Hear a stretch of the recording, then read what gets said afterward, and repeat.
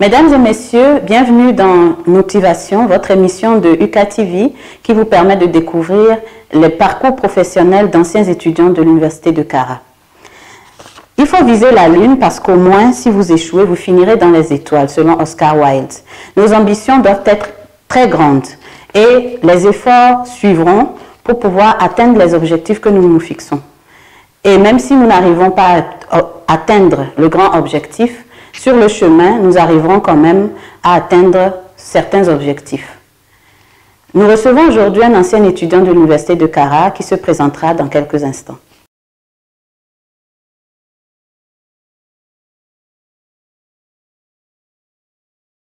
Aujourd'hui, sur le plateau de motivation, M. Kasinga Daniel, inspecteur du travail et des lois sociales, chef de l'inspection préfectorale du travail et des lois sociales de Doufelgo. Bonjour, M. Kasinga. Oui, bonjour, madame.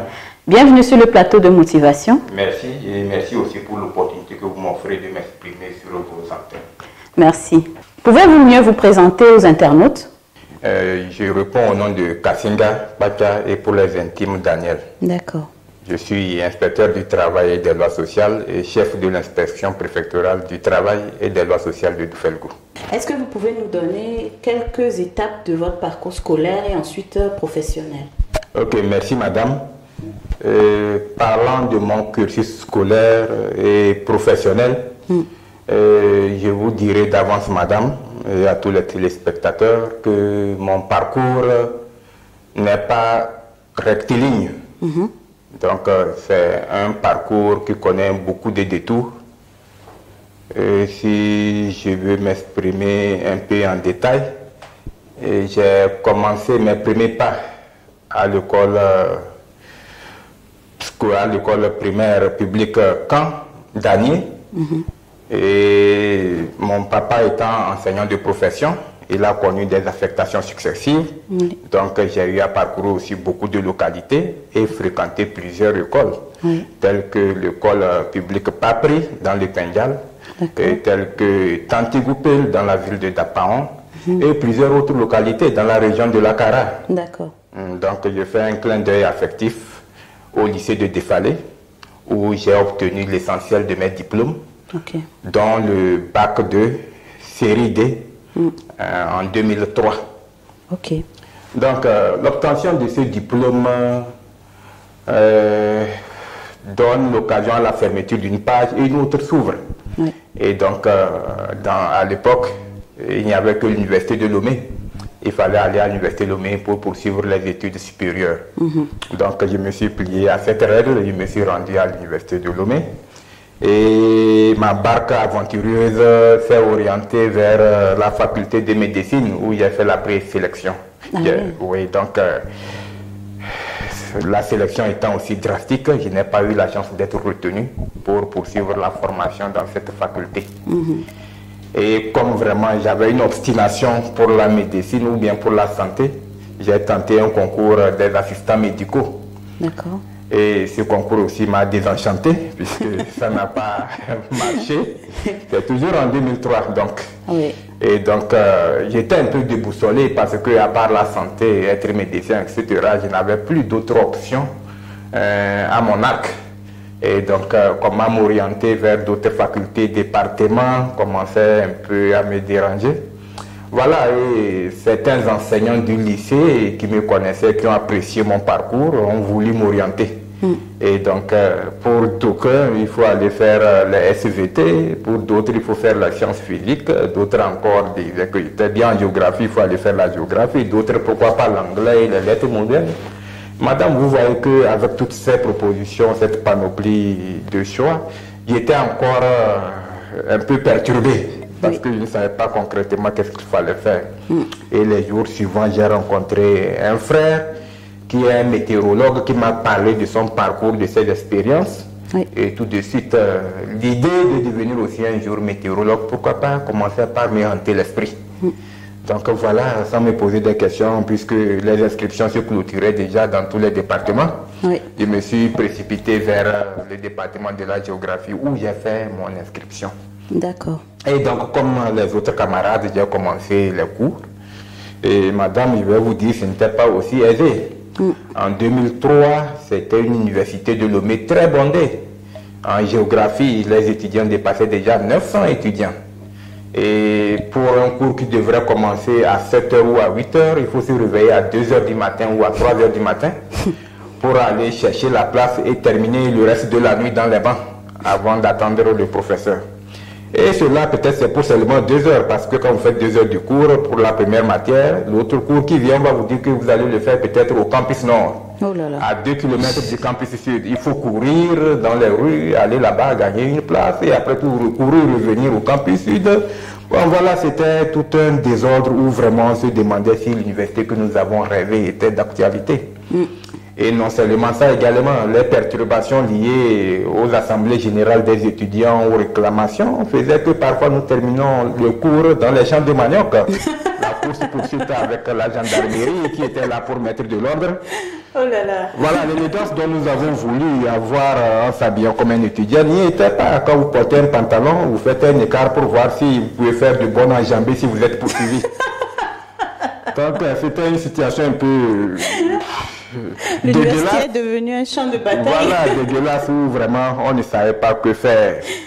Et par enchantement, et Dieu merci, dans le courant fin 2003, début 2004, nous avons appris sur les ondes avec satisfaction que l'université de Kara était créée. Très bien. Et on s'est dit que, mais pourquoi il faut continuer cette vie-là comme ça, Lomé? On ne s'est pas posé des questions pour faire nos valises et revenir. Ah oui. Et donc nous sommes la première promotion de l'université de Kara. Et en même temps aussi, comme ayant fait la géographie, nous sommes la première promotion de la géographie. D'accord. Donc comme je suis revenu, je n'ai pas changé de faculté. J'ai voulu continuer en géographie. Je veux féliciter vraiment l'administration de l'université de Kara qui avait mis vraiment des conditions un peu satisfaisantes pour les études. L'encadrement était tel que nous étions encore au lycée ou au collège. Nous étions tellement bien encadrés. Et les cours, tout était fait pour que nous ayons des cours de qualité. Au même moment, on se plaignait qu'on avait trop de cours, 17 ou 18 cours, on se plaignait que c'était de trop. Mais je pense que ça a participé à former notre personne. Bien sûr. Et donc, j'ai fait brillamment mes 4 années à l'université de Kara et j'ai obtenu ma maîtrise. Et je rappelle de passage que je suis le premier étudiant à avoir la maîtrise en climatologie. Très bien. Puisqu'à la première session, j'étais seul, après tout autres ont suivi. Et donc, j'étais encouragé par les enseignants et par les parents de poursuivre les études supérieures, le DEA et pourquoi pas la thèse. Et comme vous savez, l'université de Kara, le niveau supérieur, c'était la maîtrise. Si vous voulez continuer, il faut retourner à Lomé. Donc, j'ai fait le retour à Lomé et prendre les formulaires de DEA pour remplir, enseigner, etc. Mais tout de suite, je me suis heurté encore à de nombreuses difficultés parce qu'il fallait un directeur de mémoire, il fallait résumer un peu ce que vous allez faire en DEA, tout ceci. Vraiment, c'était un pesanteur où vraiment ce n'était pas facile de se départir. Et maintenant, Dieu merci, dans les mêmes veines, le concours de l'ENA était lancé. Pour ne pas perdre totalement en m'inscrivant en DEA et autres, j'ai voulu un peu dupliquer mes chances et j'ai tenté le concours de l'ENA. D'accord. Et Dieu merci, j'ai réussi à ce concours et j'avais choisi l'administration du travail. Ok. Tout de suite, vous allez vous poser la question, mais qu'est-ce qu'un géographe va faire en administration du travail? Parce que le plus souvent, ce sont les étudiants en sociologie ou en droit qui s'orientent vers cette option un peu juridique. Donc voilà, on a fait nos premiers pas dans cette école. Et que aussi, beaucoup aussi étaient étonnés, mais géographe, pourquoi tu ne pouvais pas aller en diplomatie, en administration générale, pourquoi tu as choisi l'administration du travail? Est-ce que vraiment vos curricula de formation vous permettent de vraiment suivre et réussir convenablement? Je vais vous dire que je me suis senti très à l'aise en administration du travail, parce que c'était plusieurs disciplines qui faisaient appel à d'autres connaissances qu'un juriste ni un sociologue ne pourrait pas forcément avoir. C'est ça. Et donc, tout ce que j'avais comme bagage m'a permis de m'en sortir sans difficulté en administration du travail. Et donc, je vais peut-être encore corroborer les propos de certains de nos enseignants, à l'instar du doyen Badameli, à l'instar également du professeur Kadouza, qui disait que la géographie est au carrefour des autres sciences. Exactement. Et que c'est une discipline transversale. Effectivement, si vous êtes bien formé en géographie, vraiment vous avez des tentacules pour aller n'importe où.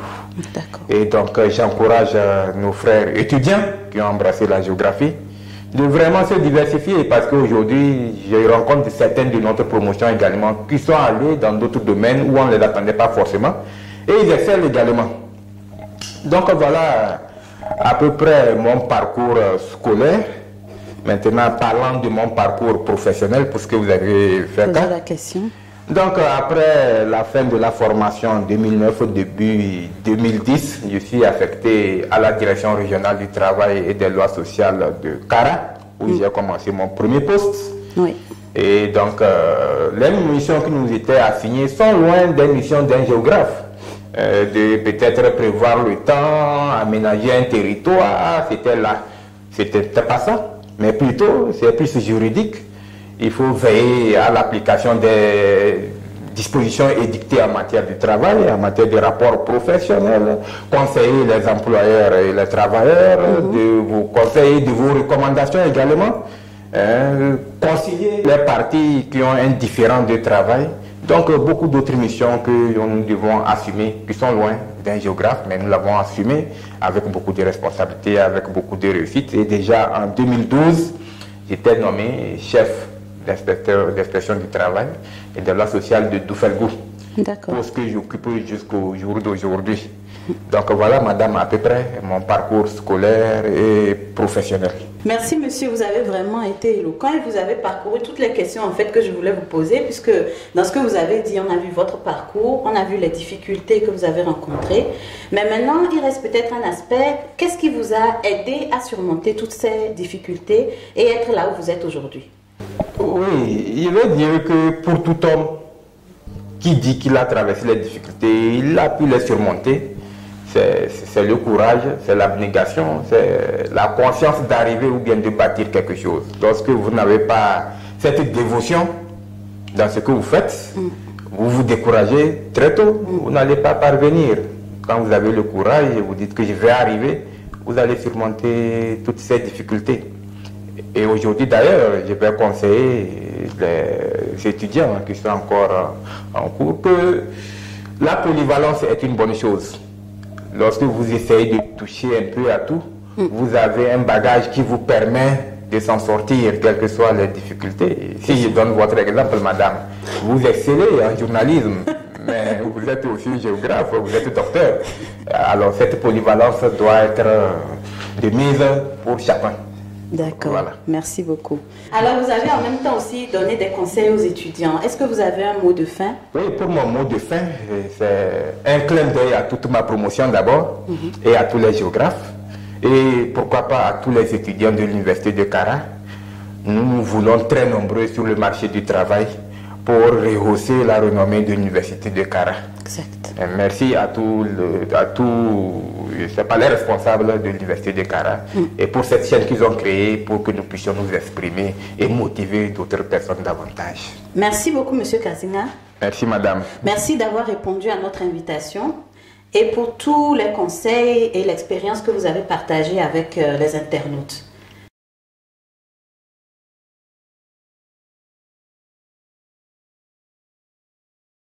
Notre invité du jour nous a donné beaucoup d'éléments au cours de son parcours qui l'ont aidé à surmonter les difficultés et à arriver là où il en est aujourd'hui.